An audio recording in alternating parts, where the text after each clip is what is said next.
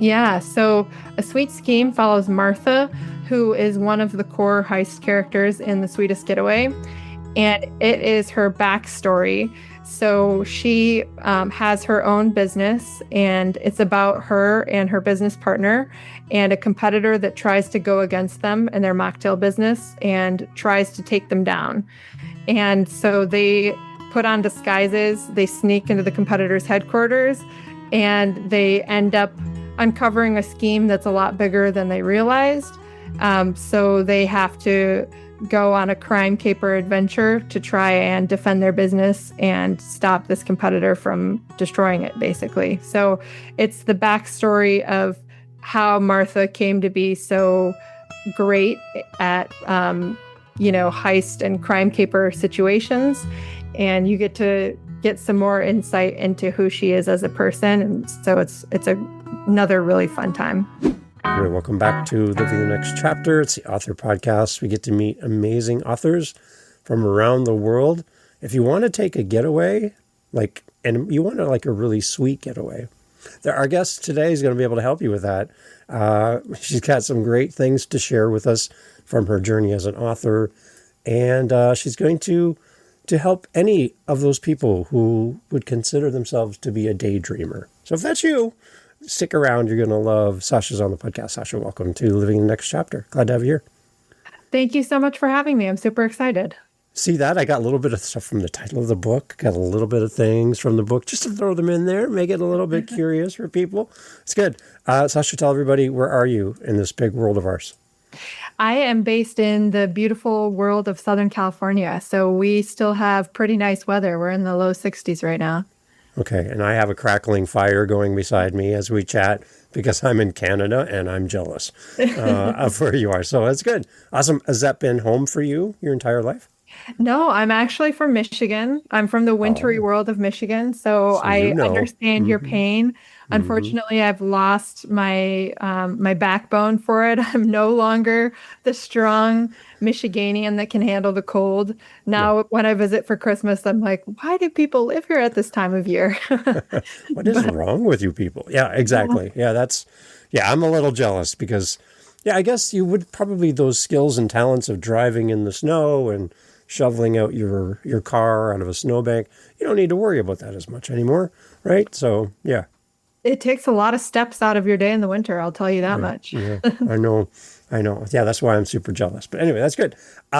We have authors that listen to the show, Sasha, and they're here because they're looking for inspiration for their project. They're just beginning, right? To even be a guest on a podcast to talk about your book seems like a dream, a years away for them. But you've done it. You're here. You're a published author. You know stuff that could really help somebody listening. And it's funny because when I turn this question towards my guests, I'm like, you're the expert in the room here. And they're like, I'm not an expert. I just wrote one book. But you've written more than I have, and I'm not an author. So out of the two of us, you can answer these questions better than anyone. So there's someone here listening right now, and they're on this journey. They want to get to where you are. Can you kind of give them some motivation, some encouragement? What would have been helpful to hear when you first started writing The Sweetest Getaway that would maybe make it easier for you? Had you heard it from another author? What can we do to help somebody listening today? Yeah, absolutely. So I think the most important thing to bear in mind is that writing is never final.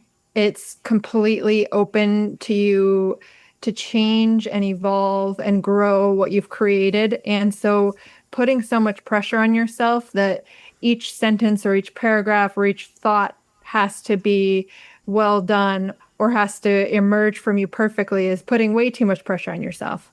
If you take a step back and you just allow yourself to let the thoughts flow and allow the story to be alive, allow it to evolve in the ways that it wants to evolve, and bring in the support that you need, the beta readers to look it over and tell you where your story could be strengthened, and give yourself that space to edit. I think that will remove most of the roadblocks that people experience. I think people get in their own way by expecting perfection from the get-go, and that's really not what writing is, I think. It's way more about, just getting your thoughts out there, exercising your creative muscle, and knowing that it takes time. These things do not emerge out of you immediately.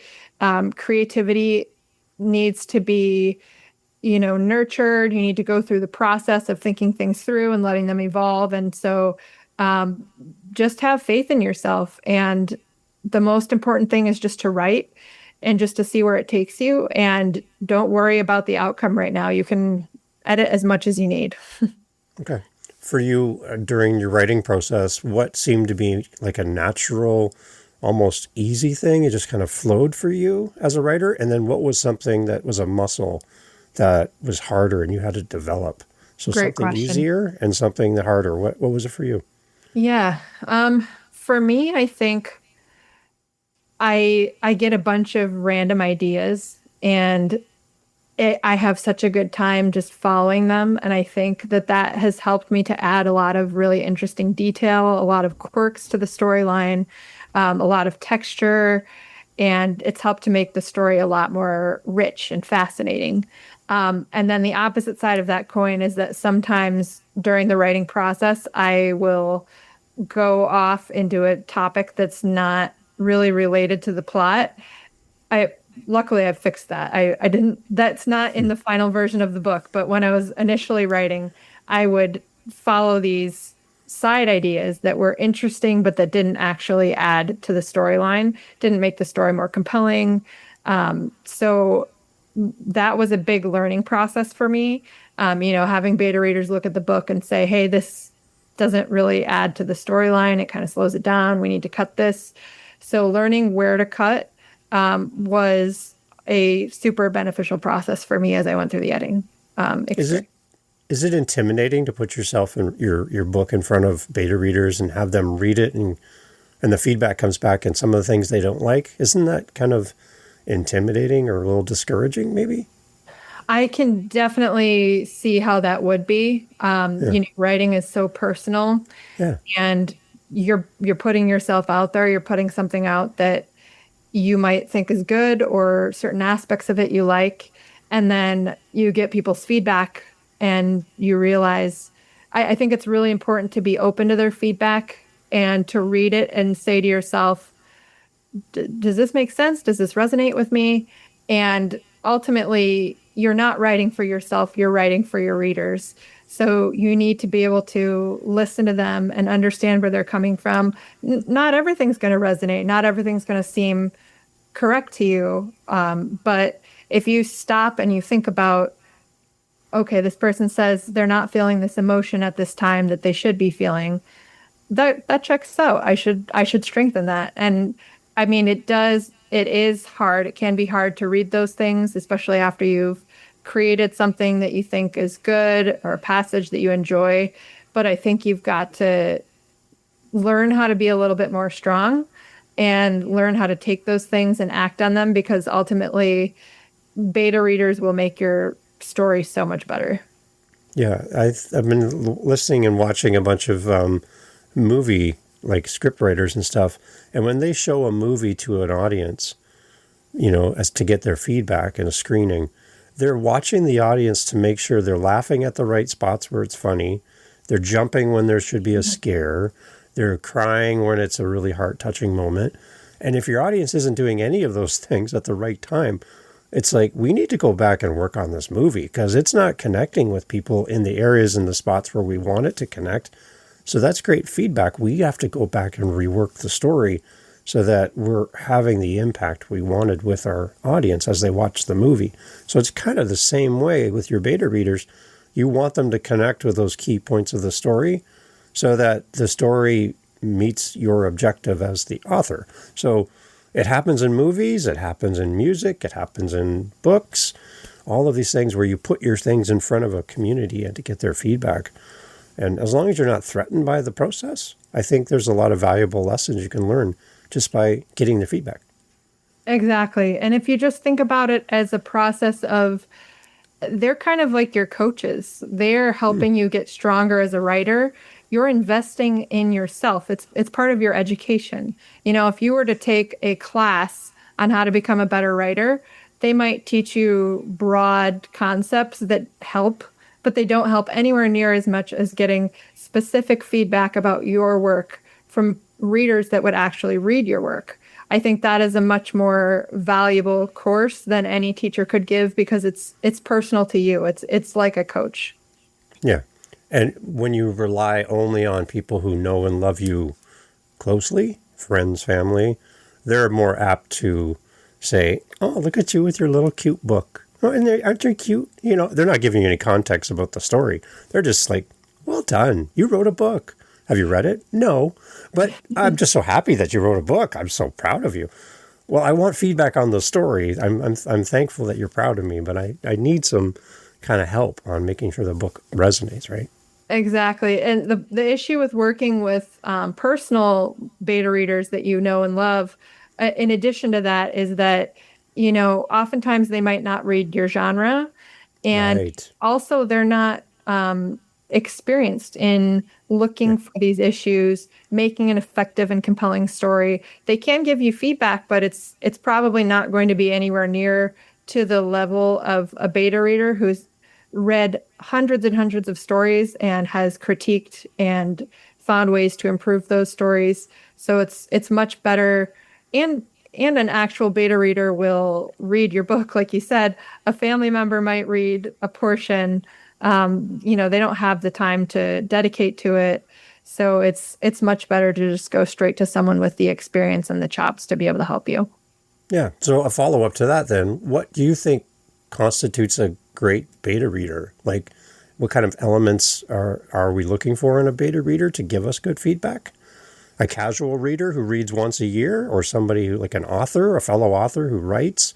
Like, where do you see on the scale would be a good beta reader then? That's a great question. What I know, it's probably hard to find someone on a platform such as Fiverr where you don't have access to any of their work and you don't know the types of feedback that they're going to give. But Hmm. sometimes beta readers will give you samples of feedback that they've given to other writers. Um, in my experience, what you want is someone who is very thorough and who will dive into your story and not just look within the confines of what you have, but consider how good this story could be, and what elements are missing to give the reader that experience that you want them to have. If you're trying to transmit humor or joy or excitement or adventure, where is that missing and how could your story be strengthened to make it more effective? So they're looking outside of the box of what you currently have and looking to the potential of what it could be. And I think that makes them a lot stronger in terms of benefiting your book. Okay. See, great feedback. So that's why I like to do this at the beginning, because the authors are here and they don't know any of this stuff, right? And they're just like, "Oh, I love this. This is great." So if there's an author, a new author that's starting their journey, and they would just love to send you an email, maybe ask you a few questions, we can always reach out to you, right? Because you'll always help another fellow author. Oh, yeah, absolutely. Yeah. Come to my website, sashapreston.com. I think there's a button that says contact or something Yeah. along those lines, and there should be a contact form on there. Okay. Yeah. I want to connect not only readers with authors, but authors with authors, because I think we can do much better in community than we could ever do on our own, Oh, right? absolutely. And writing is such a solitary thing, and it doesn't have to be, and it can get really lonely. So Yeah. it's good to have that community of other writers that you can lean on. I totally agree. Beautiful. Authors, as you hear this, reach out. Sasha would love to help you. So we'll have a link for all her stuff in the podcast right where you're listening. You can click right there and go right to her. So she'd love to hear from you. The readers are here, Sasha, and they're not necessarily here to write a book. They just want to fall in love with their next favorite author, which would be you. So let's talk to the readers. Who do you envision would be your ideal reader? We talked about ideal beta readers, but actual readers of your finished book. Who do you have in mind? Who do you like to think of when you're writing? Kind of who's your audience? Can you expand on that a little bit for us? Yeah, absolutely. So, The Sweetest Getaway is book two in the Sweet Escape series. Book one is A Sweet Scheme, which is a standalone short story that you can read in any order. You don't have to read it in order to read book two. But both of them are playful, joyful, adventurous heist stories or crime caper stories that are in the women's fiction genre. So what I have been most excited by when writing these books is transmitting joy, excitement, playfulness, and giving women the opportunity to tap in and push themselves beyond their comfort zones, do things that are more daring, try new things. Those are kind of the themes that I cover in these books. And so anyone that is looking for that escape, that wants to feel more joy just for the sake of feeling joy, no particular reason, I think these books are a great fit for them, as well as people that want to have a good laugh and experience an exciting heist. Okay. What are your characters escaping from then? Yes. So the second book, The Sweetest Getaway, is about Jennifer. She is a wholesome rule follower who has never broken a rule in her life. And her roommate, Nari, is the complete opposite. She is a wild, freewheeling entrepreneur that's always coming up with crazy ways to make money. She never sticks with anything for very long. And they're not always completely legal ideas. So one night in the middle of the night, Nari wakes Jennifer up and pulls her into this wild heist that is against a bad guy that Jennifer happens to know a little bit all too well. And Jennifer can't believe she's getting pulled into this. She fights it, and eventually she just gives in, and they pull off this heist together. And much to Jennifer's surprise, it's much more fun than she thought it was going to be. So they need to pull off a second heist because their customer wants more product, and they need to bring in some additional, more experienced women to join their heist team to be able to pull it off this time. But then the cops are tipped off to them.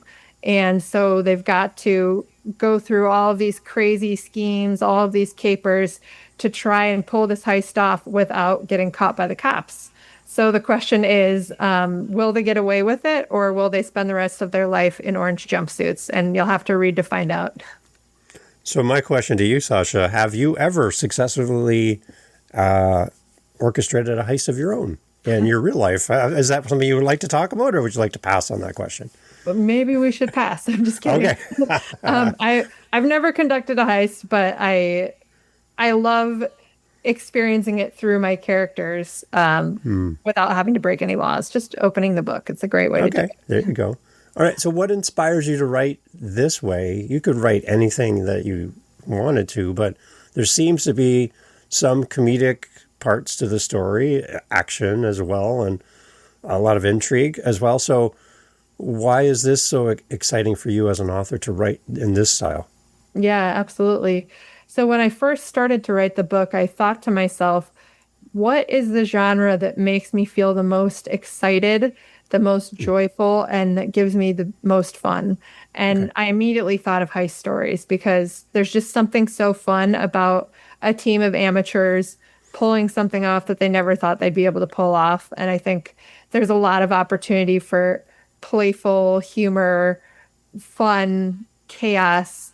And so that is something that really drew me to the genre.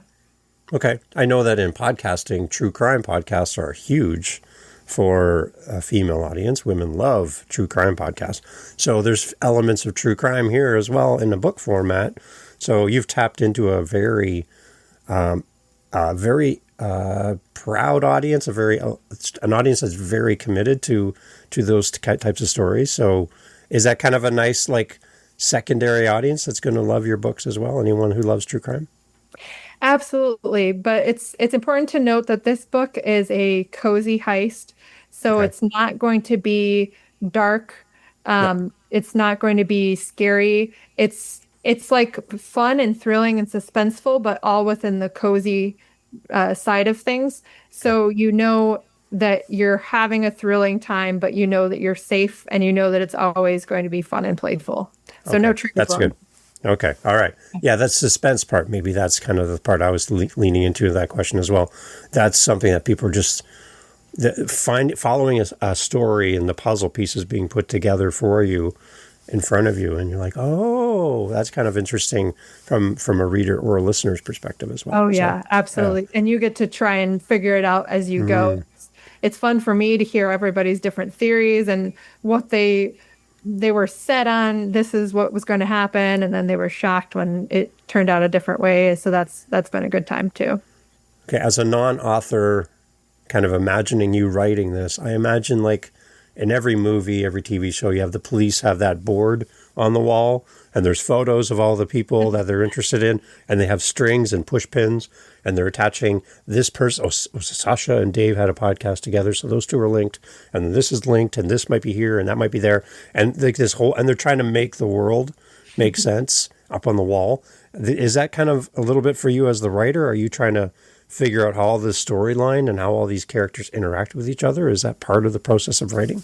Oh, absolutely. And that's a huge part of the editing process as well, I think, is discovering where those gaps are and figuring out how to fill them effectively in the story in a way that will add suspense, that will add surprise, in a way that makes sense, in a way that will develop the characters and move their arcs forward. There are so many different things to consider as you're constructing the story. And I think that's why editing is such an important iterative process, because as you change one part of the story, that impacts something that you did earlier. And you need to kind of evolve them all together to continue to have the story be effective and to make sense.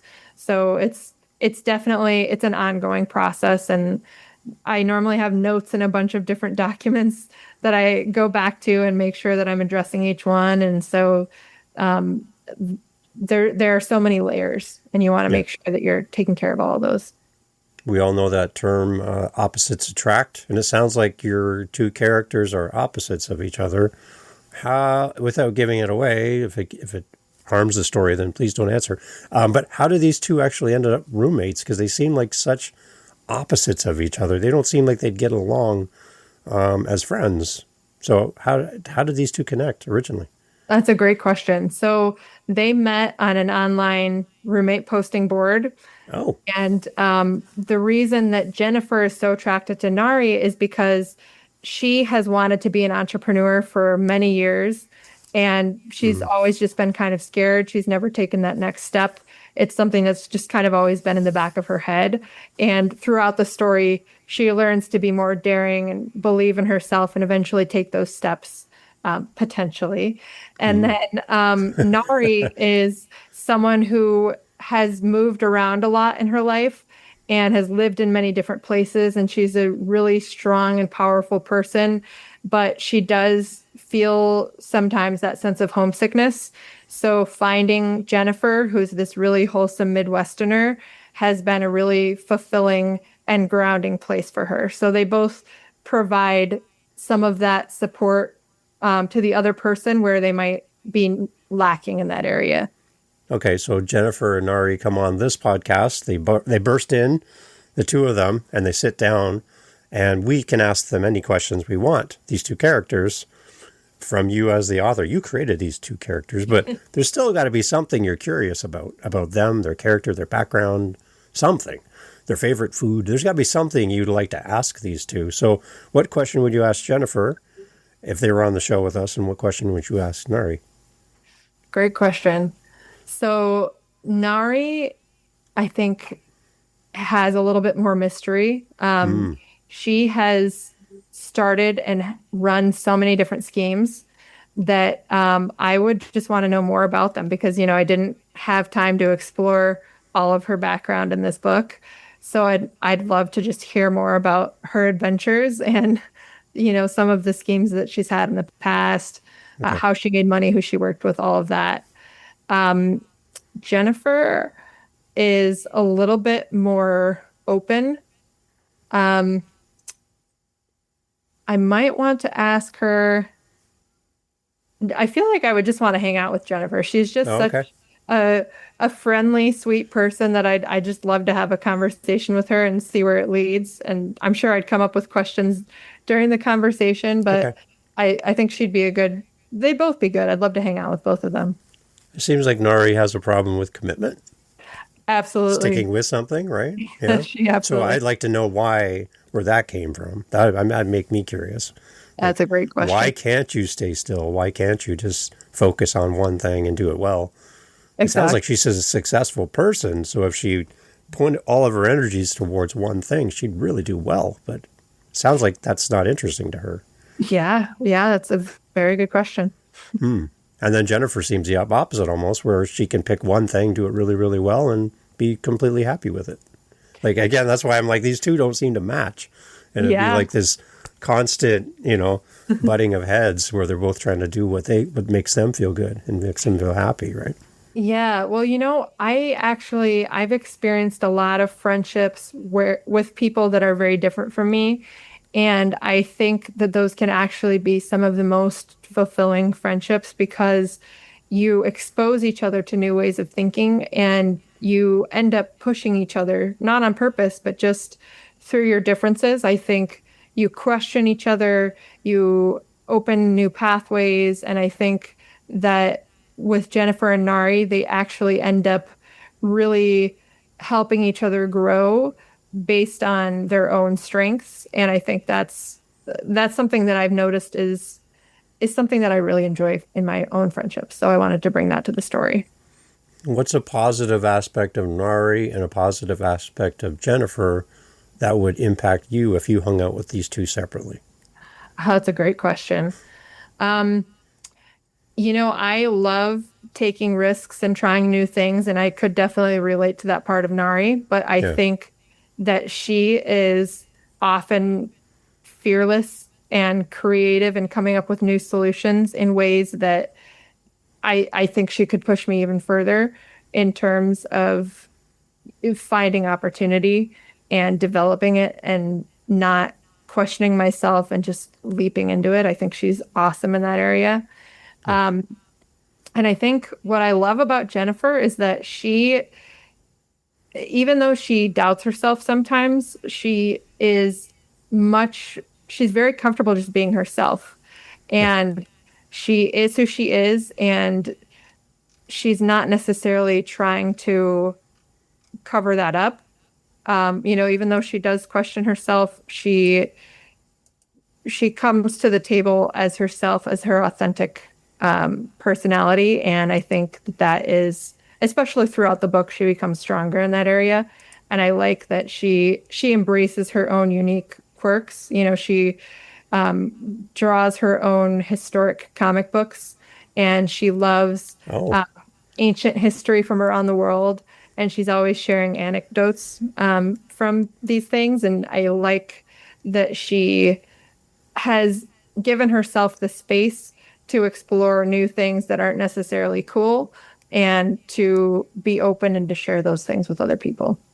okay. So someone's listening. They just bought The Sweetest Getaway. It arrived at their door today. They're super excited.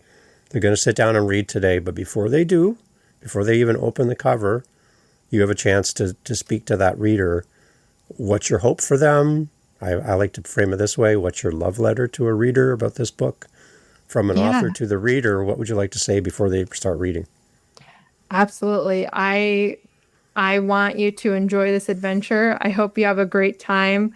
I just want you to let loose, to laugh, and to feel joy for no reason, just to enjoy yourself. And I hope that you feel inspired after reading this book to try something new, to put yourself out there and to do something that's a little bit more daring and to believe in yourself. Okay, you mentioned at the beginning of our conversation there's also another book, A Sweet Scheme. Now, how does A Sweet Scheme fit into all of this conversation? You said that it's kind of a standalone, but are we still talking about the same characters in this A Sweet Scheme? Like, can you expand a little bit more on that one as well? Yeah, so A Sweet Scheme follows Martha, who is one of the core heist characters in The Sweetest Getaway. Hmm. And it is her backstory. So she has her own business, and it's about her and her business partner and a competitor that tries to go against them in their mocktail business and tries to take them down. And so they put on disguises, they sneak into the competitor's headquarters, and they end up uncovering a scheme that's a lot bigger than they realized. So they have to go on a crime caper adventure to try and defend their business and stop this competitor from destroying it, basically. So it's the backstory of how Martha came to be so great at, heist and crime caper situations. And you get to get some more insight into who she is as a person. And so another really fun time. Okay, and you said these books can be read separately. Exactly. You can read them in any order. You don't Okay. have to know Martha's backstory in order to read The Sweetest Getaway, and Okay. you can just read one at a time, however you want to do it. Okay. But there's elements that connect these two books together at the Yes, same time. exactly. Okay. So that's interesting.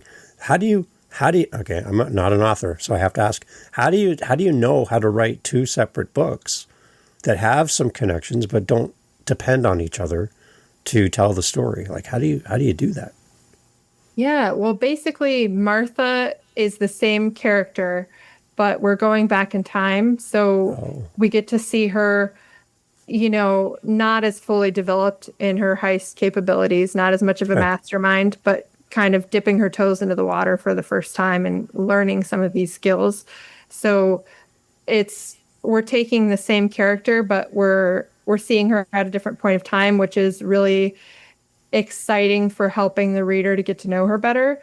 But there is nothing that in the storyline that's dependent on the other book, or vice versa, for you to be able to understand it. It's a standalone from her past, basically. Okay. So there's a lot of stuff we can fall in love with. What have you heard back from readers for both The Sweet Scheme and The Sweetest Getaway? What are readers telling you? What are they enjoying? Because I kind of want to also get our audience to be aware of these things as they're reading. But what kind of feedback are you getting? Yeah, absolutely. So if people are loving the fun times, they're loving the witty banter. A lot of people are a fan of the female friendships and how central of a role that plays. It's very exciting and warm to read about that kind of found family vibe. So people are really enjoying that.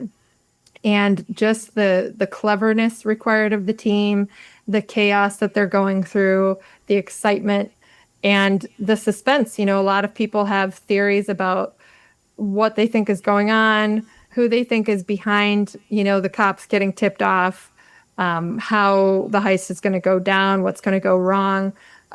People have tons of different theories about that.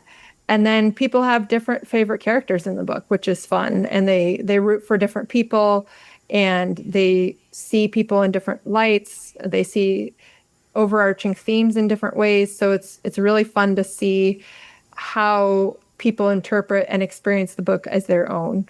That's been a fun experience too. Any thoughts of an audio version of the books as well? Yes, absolutely. I'm in the process right now of working with different audiobook narrators and trying to figure out who to work with. A lot of people just don't have the time to fit reading in throughout their day, but they might commute. They might want to listen to something while they're doing chores. So audiobooks are really helpful for a lot of people to be able to read more. So coming to that realization has been important to me for creating that and putting that out into the world. So that is something that is currently in the works. Okay. See, there you go, everyone. I love audiobooks because I like to listen at work and a bunch of different spots. I also like to have the book and listen to the audiobook. I like to do both. So that way I can buy two copies from you because I like hearing it, but also like following along in the story and seeing it happen in front of me. So for me, that really brings me into the story. It gets more of my senses involved as I'm reading and listening, right? That makes a lot of sense. Yeah, it's good. So the podcast is Living the Next Chapter. So it's a leading question for our listeners that love your books and love your stories. How are you living your next chapter? What's coming up down the road for you as a writer? Yeah, absolutely. So I am currently working on book 3. Very excited to bring this book to the world. It is going to follow our same core heist team from The Sweetest Getaway. They are going after a new bad guy. They're conducting a new heist. And the exciting part about this book is that it's going to be set in a lot of different international settings. So instead of just Omaha, we get to go abroad, and it's going to be a lot of fun. Will there be a Canadian podcaster in this story, maybe? I don't know. I'm just putting that out there. It came to mind while we're chatting, Canadian podcaster and all. But that'd be interesting. No, speaking about going international, you can come to Canada. We'll bring you up here. It's actually funny that you mentioned that. I think I can say this without it being a spoiler, but there is actually a Canadian subplot. Yay! Okay, well, now I'm happy now. That's great, because now you're going to include us up here. So yeah, of course. Exciting. Okay. Do you have a timeline for that book at all? Is kind of where you're thinking it's going to land? I'm hoping mid next year. I don't want to necessarily set anything in stone, but for people that want to stay up to date with the timeline of when the book's going to be released, if you go to sashapreston.com/newsletter and sign up for my newsletter, you'll get the first chapter for free of The Sweetest Getaway. And you'll also get updates of how the book's coming along and eventually when it's going to be released. You are good at being a guest, by the way. Well done. You just did that all. I don't even have to ask. You just do it. You know what you're doing. I like this. Yeah. Okay. So for you, what do you like to do? What do you like to read when it's a downtime for you? What kind of books do you enjoy? Do you like to read similar to what you write, or do you like to read something completely different? Both. I love a lot of different genres. And I really enjoy keeping up to date in kind of the playful heist genre, the heist comedy genre, to see what other people are doing, to enjoy and entertain myself. And I also enjoy, romantic comedy books. I enjoy thrillers, dramas, really across the spectrum. I enjoy a lot of different genres, and I think there are an endless number of amazingly talented authors out there, and it's a fantastic way to just entertain yourself and explore what other people are doing creatively. And congratulations to you to being part of that group of amazing authors who write great stories, because now we have you in our life. And we're going to have your books on our shelves. And not only that, we're going to be reading and sharing them with everyone. So, Sasha, thank you so much for making time to be on the show. You've mentioned your website several times, which I'm thrilled. As a guest, everyone listening, as you're an author, as a guest on a show, make sure you mention your website, your book, just like Sasha's done. She's done a great job. Tell us about the website one more time, Sasha, and then maybe about signing up to follow you again, and we'll wrap up with that. Yes, absolutely. So you can stay up to date, sashapreston.com/newsletter. Once you sign up for the newsletter, you'll get the first chapter of The Sweetest Getaway for free. And then you'll also stay up to date on the audiobook that's being developed, the third book, when it's ready to come out. You'll have all of those updates ready to go, as well as fun behind-the-scenes stories about the process of writing and coming up with these stories. And if you're ready to go, both books are available on Amazon in ebook and paperbook format. And The Sweetest Getaway is also available recently in hardcover. So go check those out on Amazon. Excellent. Thank you so much, Sasha. Come back, okay, when you work on the next project and you're close to launch. And we'd love to hear you back on the show and celebrate with book 3. The audience loves to reconnect with past guests as well. And I'm selfish. I just want to have more time with you. So keep me in mind as you go out and launch book 3. We'd love to have you back. That sounds great. Thank you so much. I'd love to be back. Excellent. Everyone, when you buy, not if, but when you buy A Sweet Scheme and The Sweetest Getaway, leave a great review where you buy the books. Tell in your review why you love the book so much. Not just great book, great author. That's nice. But get into and say exactly why you love it, because that's going to help more people to make a decision as to if this book is a good book for them.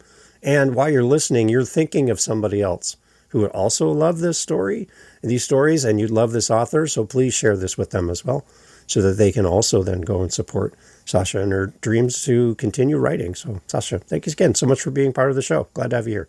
Fantastic. Thank you for having me. Hey, thank you so much again for pressing play. As you've heard, great guests on the show. And one thing you didn't hear in this conversation is what? What did you not hear? Think about it for a second. That's right. Not a single solitary commercial for a mattress or a supplement or a whatever you call it. No. Why? Because we don't want to break up the conversation with commercials. So the fact that you're still here means that you are a fan of the show, I'm assuming. So if you want to help to keep the podcast going and to make me feel really happy, all I really care about is coffee, okay? I just got to be honest. I love coffee. I'm drinking one right now. It's starting to get cold. I need to warm it up. Helping us with our Buy Me a Coffee link over at livingthenextchapter.com and also in the show notes helps kind of keep the lights on around here. Remember, I'm doing this for free. I'm paying for everything. So I would love to have a little coffee donation, even $5 kind of fills up my cup. And I would love to enjoy a coffee from you. So if you're interested, again, thank you for listening. But you can use our Buy Me a Coffee link and fill up the cup. Thanks for being here.